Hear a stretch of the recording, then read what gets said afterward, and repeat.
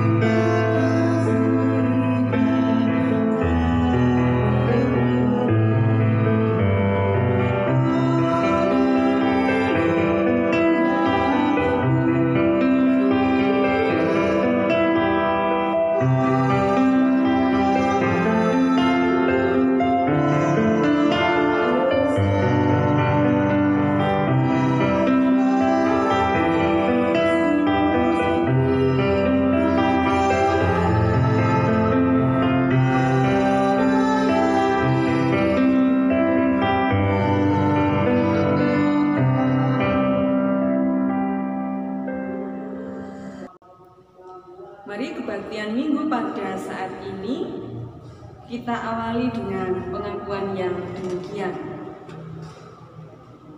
Kebaktian Minggu pada pagi hari ini bersama-sama kami lakukan di dalam nama Allah Bapa yang telah menciptakan langit bumi serta segala isinya, yang kasih setianya senantiasa dilimpahkan kepada segenap ciptaannya. Salam kasih karunia dan damai sejahtera dari Allah Bapa dan dari Tuhan Yesus Kristus senantiasa menyertai kita. Amin. Dalam kebaktian Minggu saat ini kita bersama-sama menerima firman Tuhan dari kitab 1 Petrus pasal yang pertama ayat 3 sampai ayat yang keempat. Ini menjadi dasar di dalam kita beribadah saat ini. Demikian firman Tuhan untuk kita semua. Terpujilah Allah dan Bapa Tuhan kita Yesus Kristus, yang karena rahmat-Nya yang besar telah melahirkan kita kembali oleh kebangkitan Yesus Kristus dari antara orang mati kepada suatu hidup yang penuh pengharapan, untuk menerima suatu bagian yang tidak dapat binasa, yang tidak dapat cemar, dan yang tidak dapat layu, yang tersimpan di surga bagi kamu. Demikian firman Tuhan yang menjadi tema di dalam kebaktian kita pada saat ini. Terpujilah Tuhan kita Yesus Kristus, yang oleh karena kematian dan kebangkitannya menyelamatkan kita semua ciptaannya. Dan mari kita bersama-sama sambut firman Tuhan ini dengan kita menyanyi dari Kidung Jemaat 21. Baitnya yang pertama dan yang kedua. Thank you.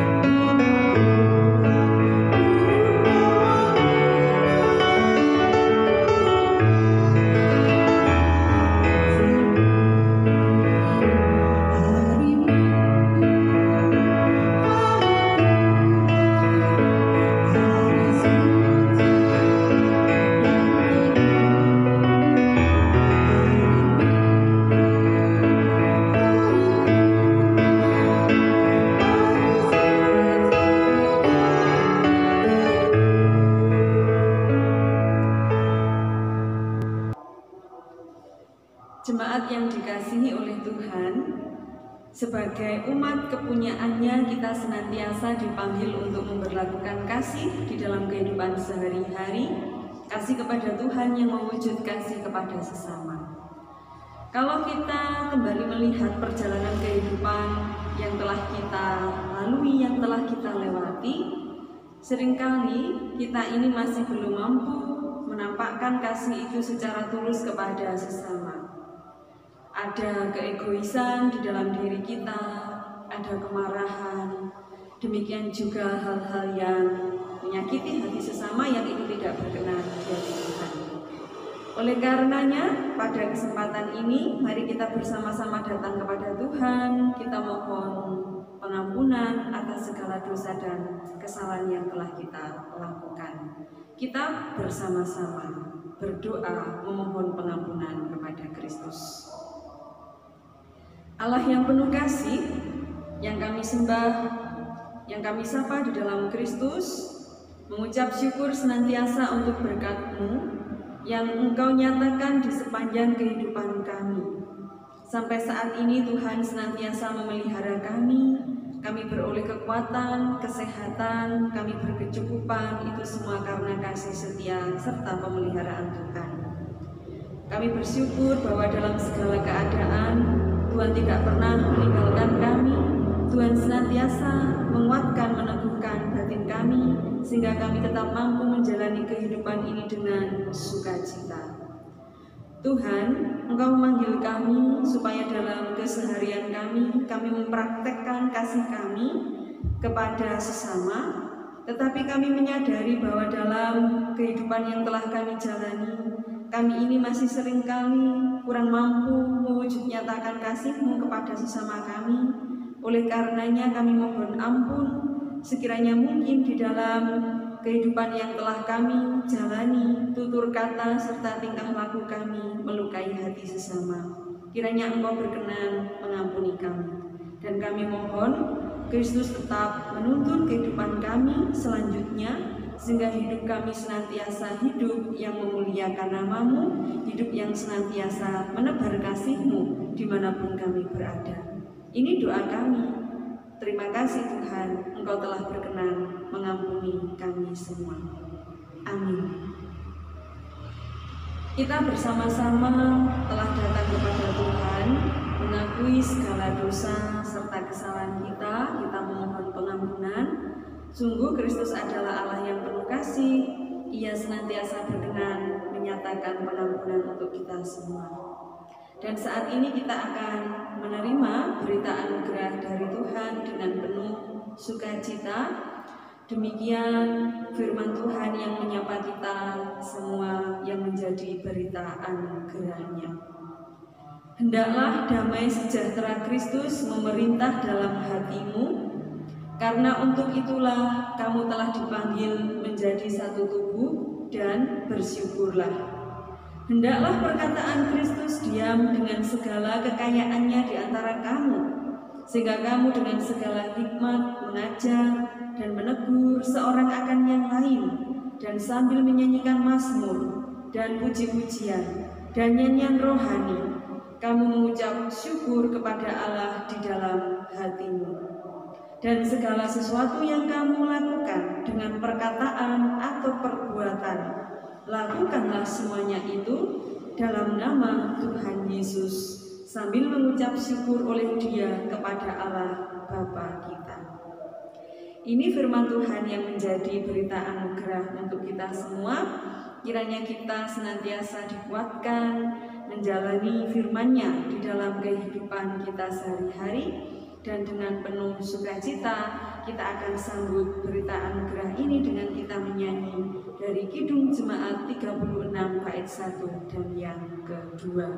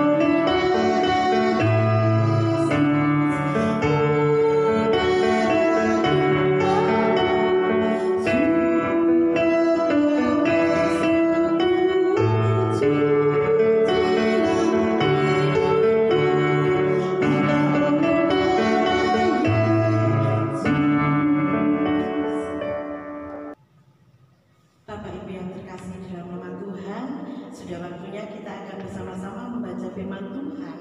Dan firman Tuhan pada saat ini terambil dari Lukas 24 ayat 13 sampai 35.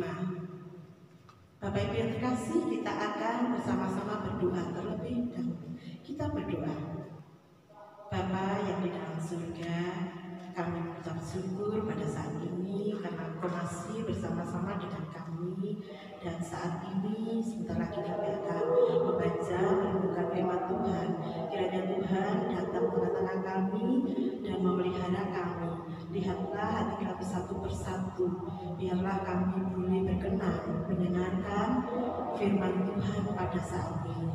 Kami percayakan seluruh rangkaian firman Tuhan ini kepadamu, dan berfirmanlah Tuhan, kami sudah siap mendengarkan. Amin. Demikian firman Tuhan. Yesus menampakkan diri di jalan ke Emmaus. Pada hari itu juga 2 orang dari murid-murid Yesus pergi ke sebuah kampung bernama Emmaus yang terletak kira-kira 7 mil jauhnya dari Yerusalem. Dan mereka bercakap-cakap tentang segala sesuatu yang telah terjadi. Ketika mereka sedang bercakap-cakap dan bertukar pikiran, datanglah Yesus sendiri mendekati mereka, lalu berjalan bersama-sama dengan mereka. Tetapi ada sesuatu yang menghalangi mata mereka, sehingga mereka tidak dapat mengenal Dia. Yesus berkata kepada mereka, "Apakah yang kamu percakapkan sementara kamu berjalan?" Maka berhentilah mereka dengan muka muram. Seorang dari mereka namanya Kleopas menjawabnya, "Adakah engkau satu-satunya orang asing di Yerusalem yang tidak tahu apa yang terjadi di situ pada hari-hari belakangan ini?" Katanya kepada mereka, "Apakah itu?" Jawab mereka, "Apa yang terjadi dengan Yesus orang Nazaret? Dia adalah seorang nabi yang berkuasa dalam pekerjaan dan perkataan di hadapan Allah dan di depan seluruh bangsa kamu.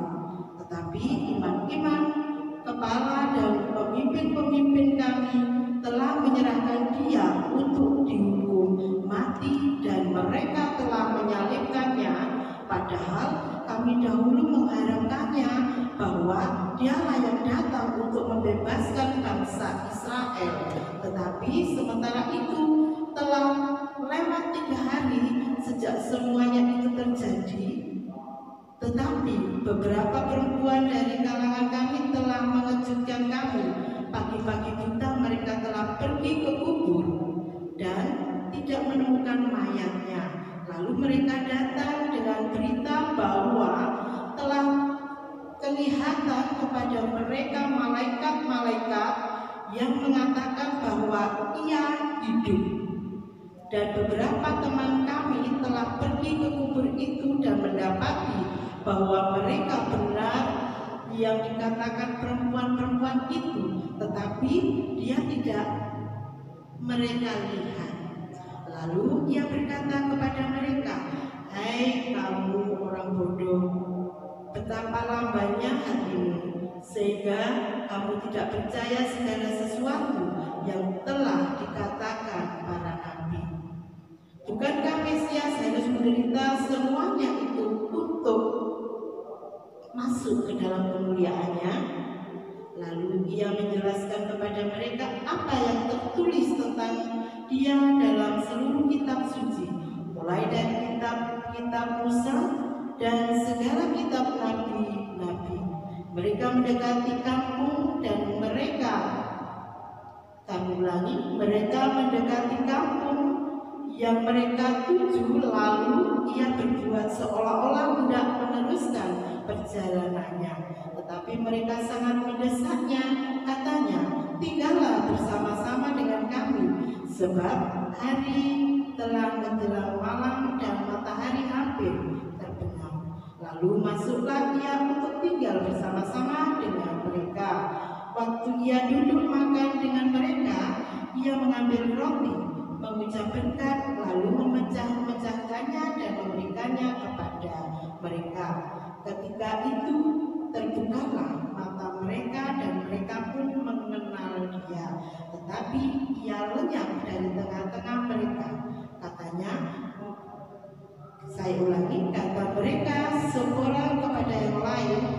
Bukankah hati kita berkobar-kobar ketika Ia berbicara dengan kita di tengah jalan, dan ketika Ia menerangkan kitab suci kepada kita, lalu bangunlah mereka dan terus kembali ke Yerusalem. Lalu di situ mereka mendapati 11 murid itu, mereka sedang berkumpul bersama-sama dengan teman-teman mereka.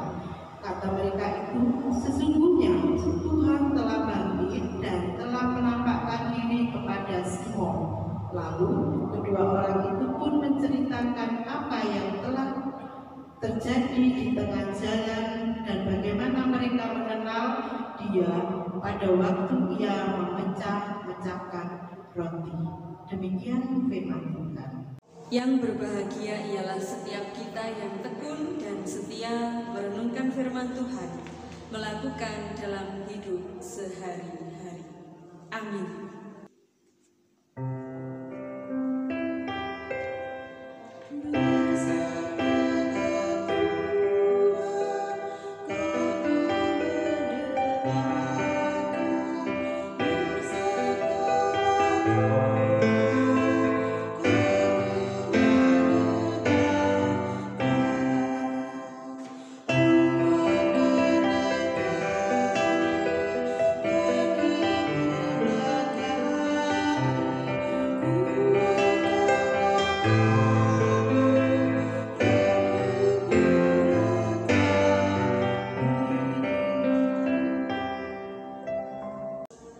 Hidup dalam mata iman yang terbuka. Ini menjadi tema permenungan kita bersama dalam kebaktian minggu saat ini. Bapak Ibu Saudara yang dikasihi oleh Tuhan, saya mengawali renungan saat ini dengan cerita. Ini merupakan pengalaman pribadi saya ketika tahun lalu, tepatnya bulan Mei, saya terkena serangan Bell palsy. Yang diserang adalah saraf ketujuh, jadi bagian wajah saya lumpuh dan tepatnya adalah bagian wajah yang kiri. Tentu saja ketika Bell palsy ini saya alami, wajah saya lumpuh, maka saya sedikit banyak untuk menggerakkan alis itu sulit. Tersenyum atau tertawa itu jadinya mencor begitu. Jadi ketika saya senyum, maka yang bisa terangkat itu hanya bagian wajah saya yang kanan, sementara yang kiri diam, tidak bisa bergerak. Dan mata yang kiri juga sangat sulit dipakai untuk berkedip. Jadi ketika saya kedip begitu bareng, kalau sekarang normal, kemarin waktu bulan Mei itu saya kedip hanya mata kanan yang bisa dikedipkan, sementara yang kiri itu sangat sulit, harus pakai tangan untuk buka, untuk menutup mata. Ketika melakukan aktivitas di dapur, saya itu kadang keluar masuk pintu menuju dapur itu kejeduk. Lalu kemudian pakai baju itu kadang terbalik. Jadi selalu ada pengalaman yang lucu yang membuat saya itu menertawakan diri saya sendiri. Ya lucu ya, wajah mencor separuh, melakukan aktivitas tidak bisa normal. Kata dokter, kata tenaga medis, 2 bulan perawatan saya bisa sembuh, yaitu dengan cara wajah saya dipijat, lalu kemudian disetrum, dirangsang saraf-sarafnya supaya bisa kembali normal. Dan puji Tuhan, Juli tahun lalu, 2 bulan ketika saya menjalani masa perawatan, pada akhirnya membuahkan hasil, saya bisa sembuh. Dan sekarang panjenengan semua bisa melihat saya sudah tidak mencor separuh lagi, sudah sembuh total. Ini menjadi kado terindah di hari ulang tahun saya tahun lalu. Bapak Ibu Saudara yang dikasihi oleh Tuhan, mari kita bersama-sama mencermati perikop kita, bacaan kita pada saat ini dari Lukas 24 ayat 13 sampai ayat yang ke-35. Jadi saat itu situasi di Yerusalem itu sedang diliputi oleh duka mendalam. Lalu para murid mengalami kebingungan sesudah peristiwa Yesus mati, disalibkan, dikuburkan. Dalam perikop ini hanya satu dari kedua orang murid yang disebut namanya, yaitu Kleopas. Lalu kemudian kedua murid mengalami rasa sedih oleh karena kematian Tuhan, dan mereka ini sungguh heran bahwa ada kejadian yang mampu menggoyahkan dunia, tetapi ini tidak diketahui oleh peziarah-peziarah yang lain. Lalu kemudian kita bersama-sama bisa melihat dari cerita di Lukas 24 ayat 13 sampai 35. Yesus pada saat itu bersama dengan kedua murid, di sepanjang perjalanan terjadi komunikasi, tetapi mereka itu, para murid, tidak mampu mengenali Tuhan. Mata batin mereka tertutup. Ya, tertutup. Bisa jadi karena keputusasaan yang mereka miliki. Bisa jadi karena pikiran yang sangat tegang, pikiran yang buntu, karena Tuhan mereka, guru mereka tidak bersama-sama dengan mereka lagi. Sehingga pada akhirnya disebutkan di ayat yang ke-25, kita bersama-sama bisa melihat oleh Tuhan mereka ini disebut sebagai orang yang bodoh. Artinya bahwa mata batin mereka ini tertutup, mereka tidak dapat mengenali Yesus yang kala itu memang nyata sedang berbincang-bincang dengan mereka. Ya karena mereka diliputi oleh kesedihan yang begitu mendalam. Tetapi Tuhan mengatakan, hai kamu orang bodoh, betapa lambannya hatimu sehingga kamu tidak percaya segala sesuatu yang telah dikatakan oleh para nabi. Bapak Ibu Saudara yang dikasihi oleh Tuhan, mereka belum mampu mengenali siapa yang sedang mereka ajak bicara sampai dengan di ayat yang ke-25. Lalu cerita itu berlanjut dan mereka melanjutkan perjalanan. Tiba di tempat yang dituju, kedua murid itu membujuk Yesus supaya mau tinggal bersama mereka. Nah saat itu Kleopas dengan murid yang lain mengadakan makan malam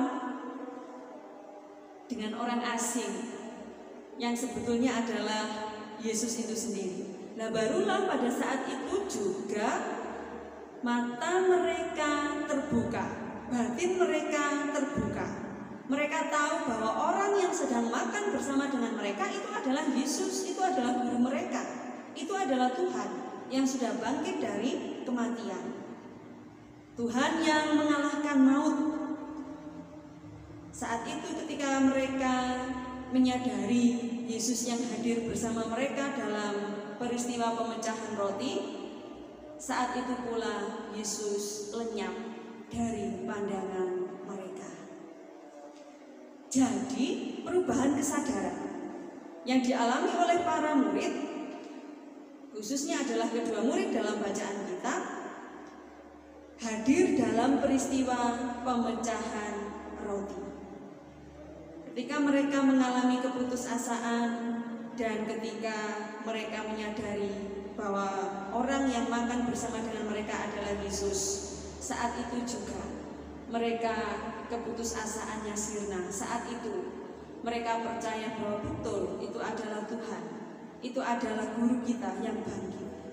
Dan mereka merasakan, bukankah hati kita berkobar-kobar ketika melakukan percakapan dengan Dia di sepanjang perjalanan. Budi tercerahkan, hati terkobarkan, dan mereka dimampukan menceritakan Kristus yang bangkit. Bapak Ibu Saudara yang dikasihi oleh Tuhan, kita bersama-sama telah melihat secara fisik seseorang bisa saja pandangan matanya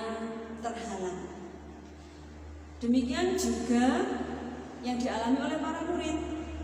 Secara spiritual, pandangan mata mereka itu terhalang. Pula di dalam kehidupan kita sehari-hari, kalau saya pernah memiliki pengalaman secara fisik, lalu kemudian para murid memiliki pengalaman secara spiritual, pandangan mereka terhalang.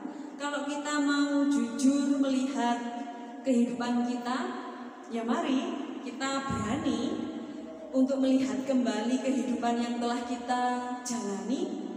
Seringkali mata batin kita itu pun juga tertutup.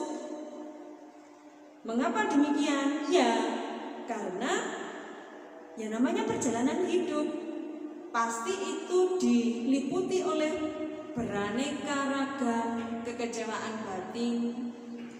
Dan bisa jadi kekecewaan batin yang kita alami itu ya karena gambaran keliru yang kita miliki mengenai apa, mengenai siapa yang menjadi tumpuan harapan kehidupan kita.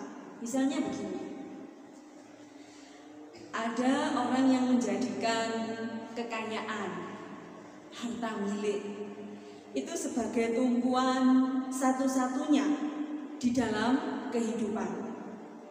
Akibatnya apa? Ketika kekayaan itu pergi, maka orang tersebut akan merana jiwanya, akan kecewa batinnya, karena biasa hidup di dalam keadaan serba kecukupan, bahkan berkelebihan, tiba-tiba harus berada di dalam kondisi kehidupan yang serba kekurangan, hidup dalam situasi kemiskinan. Dan bisa jadi orang menjadi pribadi seperti orang yang tidak punya Tuhan. Lalu kemudian yang kedua, contoh sederhana di dalam kehidupan kita sehari-hari. Mungkin ada orang yang menjadikan salah satu anggota keluarga yang kebetulan orang tersebut punya pengaruh di daerahnya, di lingkungannya, ini dijadikan sebagai tumpuan dan harapan hidupnya.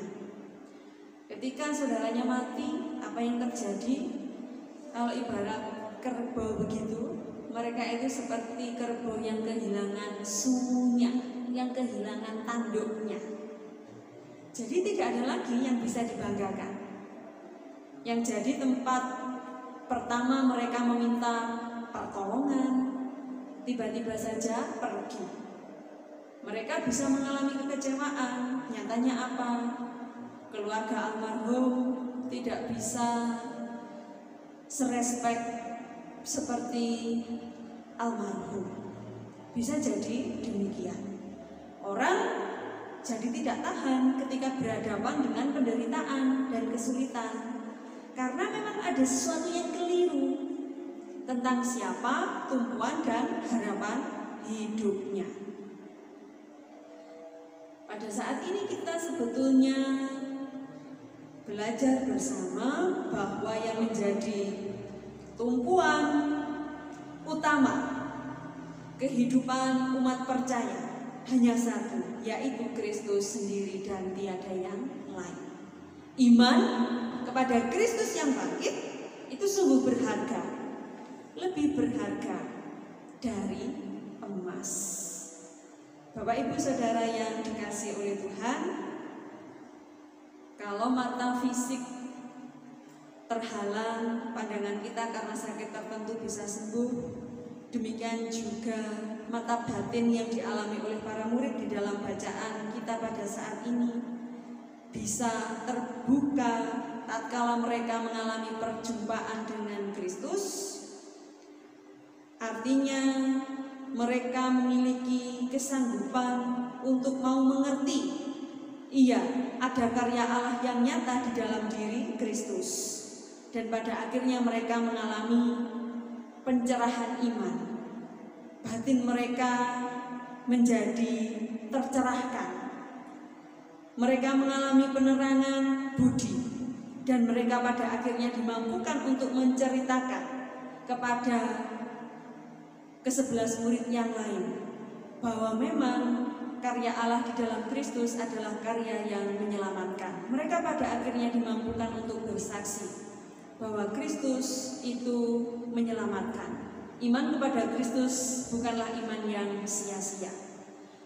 Oleh karenanya kita bersama-sama diajak untuk berefleksi di dalam kehidupan sehari-hari kita, bahwa sebagai para pengikut Tuhan, mari kita senantiasa hidup berlandaskan kasih, tetap berpengharapan sekalipun di tengah situasi pandemi corona yang saat ini terjadi di tengah-tengah kita. Mari kita tetap berpengharapan, demikian juga hidup dengan tetap memberlakukan keadilan, kebaikan. Ini menjadi gaya hidup kekristenan kita. Ini loh sebagai wujud bahwa kita ini hidup dengan mata batin yang terbuka. Oleh karenanya pada kesempatan yang berbahagia ini, saya mengajak kepada warga jemaat semua untuk kita bersama-sama tidak berlarut-larut di dalam situasi kegamangan, di dalam situasi keputusasaan. Pula kita tidak berlarut-larut di dalam keputusasaan yang tak berkesudahan, atau tak berlarut-larut di dalam hidup yang penuh dengan kekecewaan atau kemarahan atau kebencian.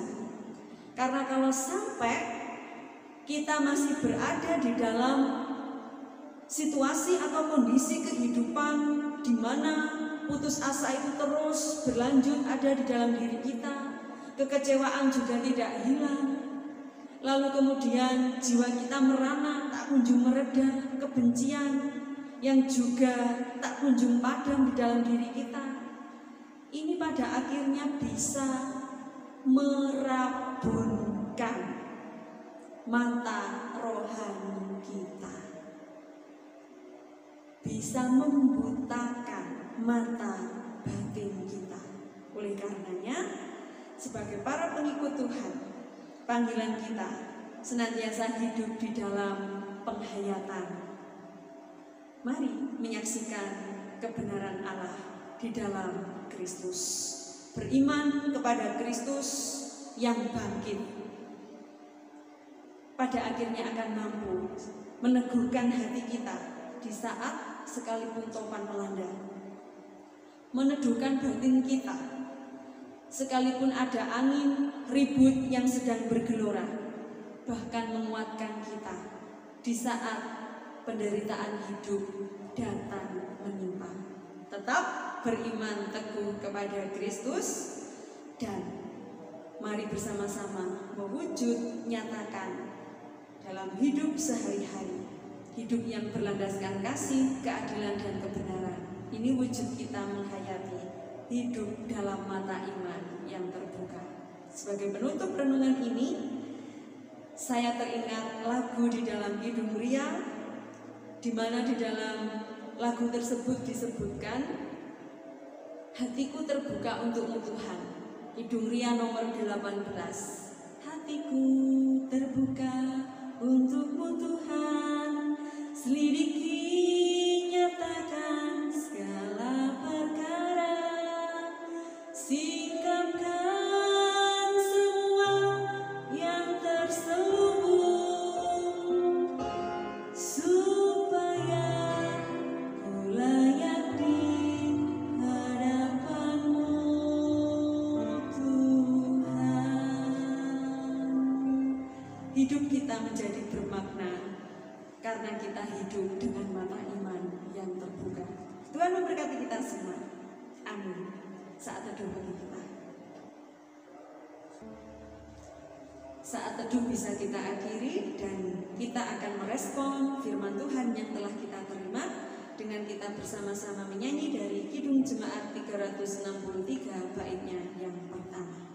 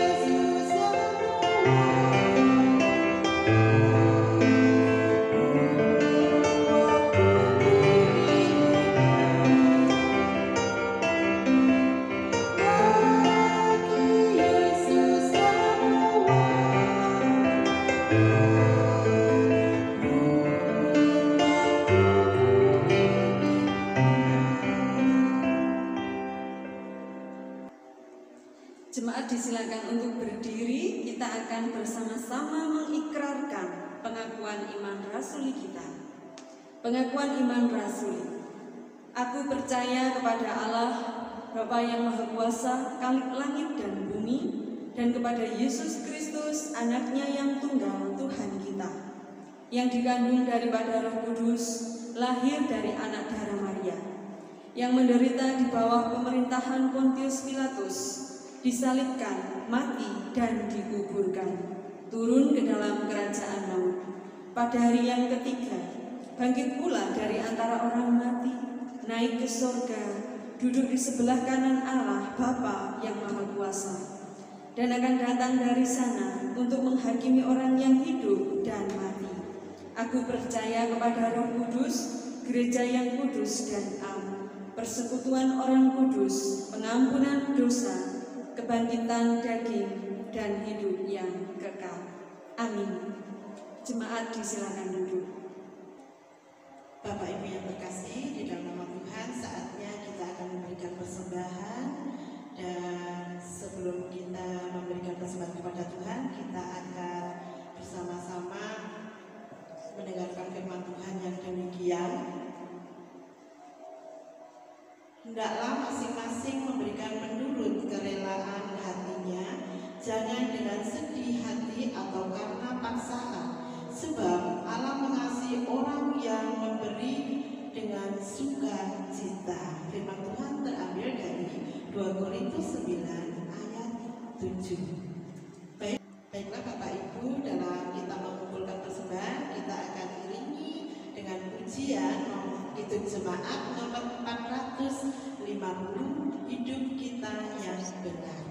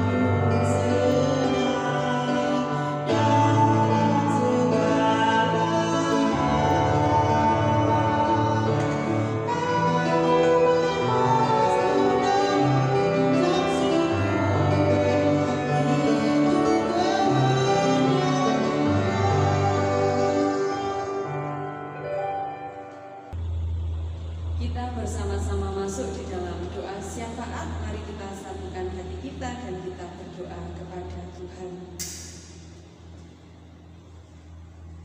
Kembali kami datang kepadamu Tuhan.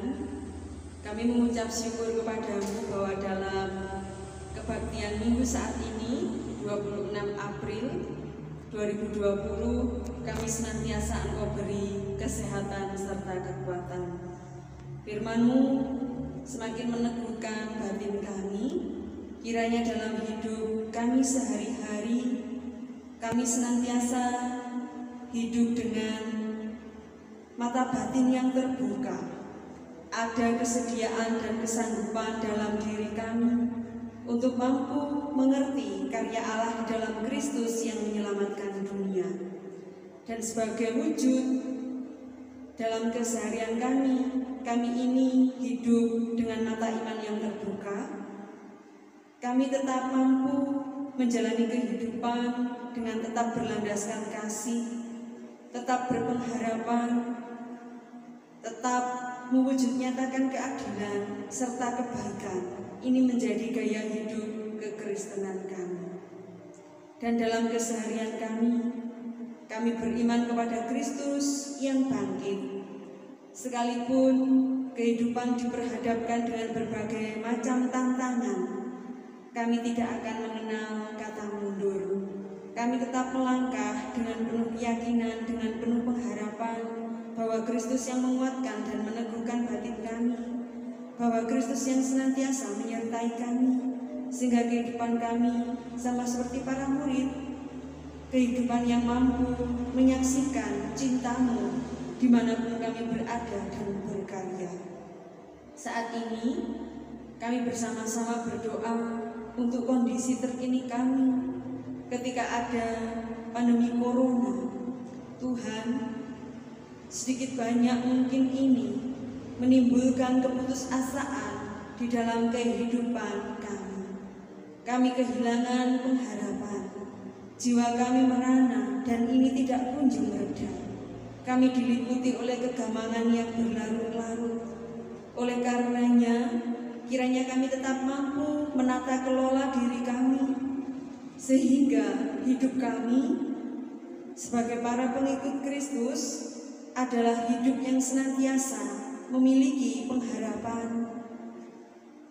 Pengharapan itu ada di dalam terang Kristus. Oleh karenanya, kami memohon kiranya Engkau memulihkan kami semua, memulihkan bangsa kami, menyembuhkan kami, dan pada akhirnya kami bersama-sama tetap melihat dan merasakan Allah senantiasa bekerja, Kristus senantiasa mengasihi dan menyapa kami di dalam berbagai segi kehidupan ini. Saat ini kiranya Roh Kudus yang menerangi batin kami sehingga kami hidup dengan sikap memiliki hati yang terbuka untuk kuasa Tuhan bekerja atas kehidupan kami, sehingga hidup kami menjadi bermakna bagi siapapun. Dimanapun kami berada berkarya, kami tetap mampu memancarkan terang kasih-Mu. Kiranya selubung-selubung kejahatan yang ada di dalam hati kami mampu kami buang, dan pada akhirnya hanya kuasa Kristus, hanya terang Kristus yang ada di dalam hidup kami, dan ini mampu kami pancarkan. Kami mengucap syukur, wujud rasa syukur kami persembahan, kiranya Engkau berkenan menyucikan persembahan ini, diberkati Tuhan untuk menopang seluruh pelayanan yang dilakukan gereja-Mu di tengah-tengah dunia ini. Engkau memberkati seluruh warga jemaat, baik kami yang sudah memasuki masa purna tugas, kami para orang tua, lansia, kami yang masih bekerja aktif, kami anak-anak-Mu yang masih sekolah. Saat ini kami bekerja, beribadah, belajar dari rumah kami masing-masing. Kiranya kami tetap diliputi oleh damai, sejahtera, dan sukacita. Engkau beri kami kesehatan, kekuatan, dan kami menjalani kehidupan ini senantiasa percaya bahwa Kristus yang akan senantiasa menolong serta menyertai kami. Kami akan masuk di dalam kehidupan kami hari lepas hari, kegiatan atau aktivitas kami seperti biasanya. Kiranya Tuhan yang senantiasa menuntun dimanapun kami berada, dimanapun kami berkarya. Kiranya kami mampu menjadi saksi-Mu, dan melalui kehidupan kami secara pribadi, keluarga maupun persekutuan, nama Kristus senantiasa dipermuliakan. Ini doa kami, terpujilah Kristus. Amin. Kita bersama-sama akan mengakhiri kebaktian pada saat ini. Mari kita berdiri dan kita bersama akan menyanyi dari Kidung Jemaat 440, bait yang pertama.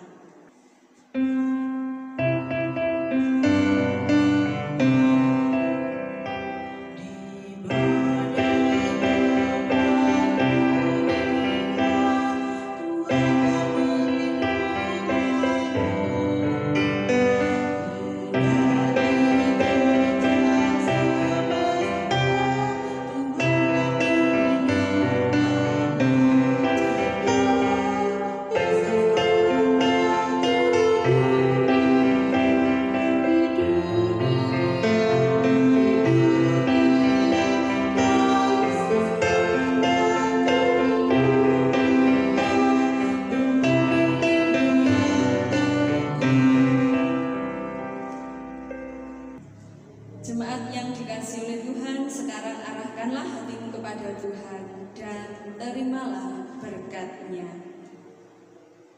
Kasih karunia dan damai sejahtera dari Allah Bapa, Tuhan Yesus Kristus dan persekutuan Roh Kudus senantiasa menyertai, memberkati engkau sekalian mulai saat ini sampai selama-lamanya. Amin.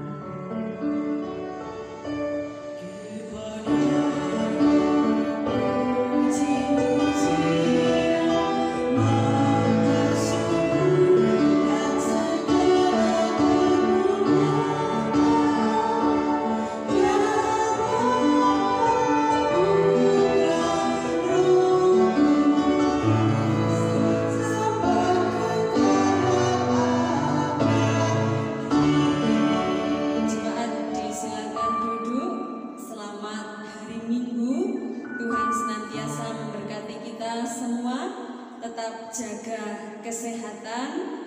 Tuhan kiranya senantiasa menyertai, melindungi kita dimanapun kita berkarya, dimanapun kita berada.